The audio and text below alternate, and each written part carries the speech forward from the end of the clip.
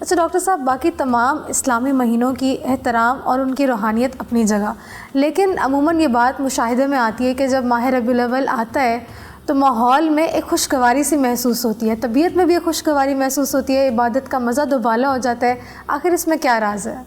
بے شک اللہ کے رسول صلی اللہ علیہ وسلم کو اللہ رب العزت نے اپنی مخلوقات میں مختلف انداز کی عزتیں تقسیم کرنے کے لیے بھیجا. حضور کی نسبت جس چیز کے ساتھ ہوتی گئی اللہ نے اس کی عزت کو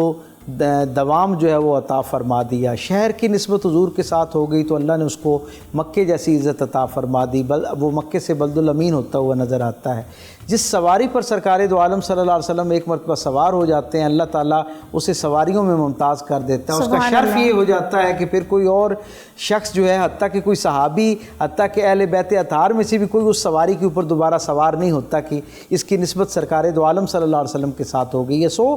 سارے مہینے جو ہیں ان کو بھی میرے آقا کریم صلی اللہ علیہ وسلم کے ساتھ اپنی اپنی ایک انفرادی تعلق جو ہے اور نسبت حاصل ہے. اور سچی بات یہ ہے کہ رسول اللہ صلی اللہ علیہ وسلم کی نسبت سے ہی سارے مہینوں کو اللہ نے عزت عطا کی. لیکن مہینوں کے اندر بھی ایک انفرادیت ہے ماہ میلاد یعنی ربیع الاول شریف کی، کہ اس کو بھی اللہ تبارک و تعالیٰ نے گویا سرکار دو عالم صلی اللہ علیہ وسلم کے لیے منتخب فرما لیا تھا. حضور کی زندگی کے حوالے سے اسے کئی ایک ایسی منفرد نسبتیں حاصل ہیں جن کا تصور کرتے ہی دل سے دماغ کو جاتے سارے رستے معطر ہونا شروع ہو جاتے ہیں. اگر میں بہت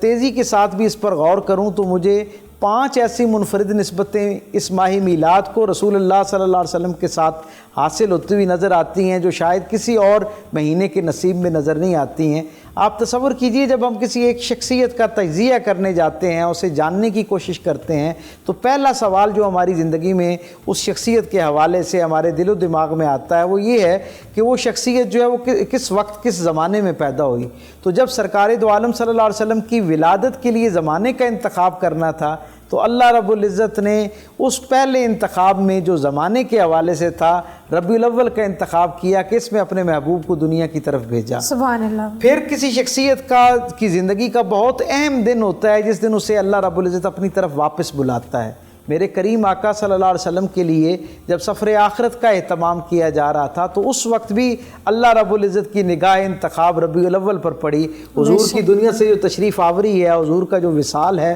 وہ بھی ربیع الاول شریف کے اندر ہے. تو 2 نسبتیں ہو گئی. پھر ہم یہ دیکھتے ہیں کہ کسی شخصیت کی زندگی کے یہ جو 2 بہت اہم دن ہوتے ہیں، اس کی پیدائش اور اس کی وصال کا دن، ان دونوں دنوں کے درمیان ایک بہت اہم دن ہوا کرتا ہے جس دن اس شخصیت کا نکاح ہوتا ہے یا اس کی شادی ہوتی ہے. رسول اللہ صلی اللہ علیہ وسلم کی زندگی کے اندر متعدد نکاح ملتے ہیں، لیکن میرے کریم آقا صلی اللہ علیہ وسلم کا پہلا نکاح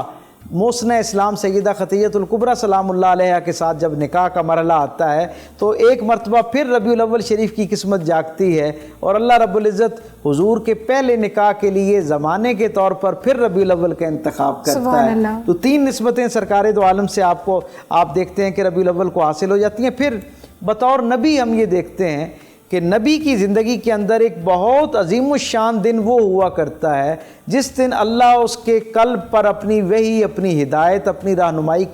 کو القاء کرتا ہے. رسول رحمت صلی اللہ علیہ وسلم پر اترنے والا کلام کامل قرآن مجید جو ہے وہ کہ اس کی جو یکمشت سرکار دو عالم صلی اللہ علیہ وسلم کی قلب اطہر پر نزول ہے اس کا، وہ تو رمضان المبارک کے ساتھ اس کی نسبت ہے. لیکن سورہ علق کی پہلی جو 5 آیات سرکار دو عالم صلی اللہ علیہ وسلم کے قلب اطہر پر نازل ہوئیں، گویا قرآن حکیم کے نزول کا باضابطہ جو آغاز ہے، اس کے لیے جب زمانے کا انتخاب کرنا مقصود تھا تو اللہ رب العزت کی نگاہ انتخاب ایک مرتبہ پھر ربیع الاول شریف پر پڑتی ہے اور ہم یہ دیکھتے ہیں کہ حضور پر وحی کا آغاز جو ہے وہ بھی ربیع الاول کے مہینے میں ہونا شروع ہوتا ہے. ان 4 نسبتوں کے ساتھ ساتھ ہم دیکھتے ہیں کہ جب کسی نبی کی زندگی کا احوال جاننا شروع کرتے ہیں تو پتہ چلتا ہے کہ ہر نبی کی زندگی میں ہمیں ہجرت نظر آتی ہے اور وہ ہجرت جو ہوتا ہے اس نبی کی زندگی کے اندر بڑا رجحان ساز، بڑا عہد ساز ایک ٹرننگ پوائنٹ ہوا کرتا ہے. یعنی 2 زندگیوں کے 2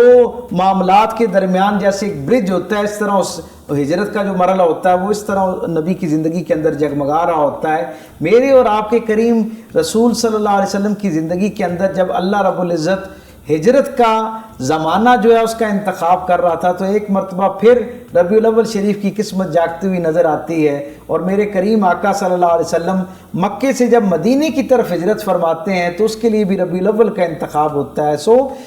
گہرائی میں جا کر دیکھیں تو شاید اس کے علاوہ بھی بہت ساری ایسی نسبتیں ہوں گی، لیکن یہ 5 وہ بہت منفرد نوعیت کی نسبتیں ہیں جو ماہ ربیع الاول کو سرکار دو عالم صلی اللہ علیہ وسلم کے ساتھ حاصل ہیں، کیونکہ یہ نسبتیں اتنی زیادہ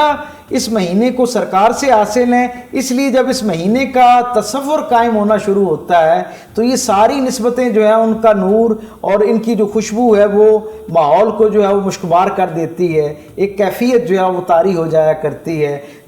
لوگوں کے تصور کے اندر رسول رحمت صلی اللہ علیہ وسلم کی جو آمد کا زمانہ ہے اس کے ساتھ انسان عالم تخیل میں جڑنا شروع ہو جاتا ہے، اور جیسے اس وقت اللہ کی ساری نورانی مخلوق نے آپ کی آمد پر خوشی کا اظہار کیا، اس طرح آج کے زمانے کا جب کوئی کلمہ گو بھی حضور کی آمد کا تصور کرتا ہے تو اس کی روح بھی اسی طرح سرشار ہونا شروع ہو جاتی ہے، اور پوری وارفتگی اور عقیدت کے ساتھ حضور کا استقبال کرتے ہوئے درود پاک پڑھنا شروع کر دیتی ہے۔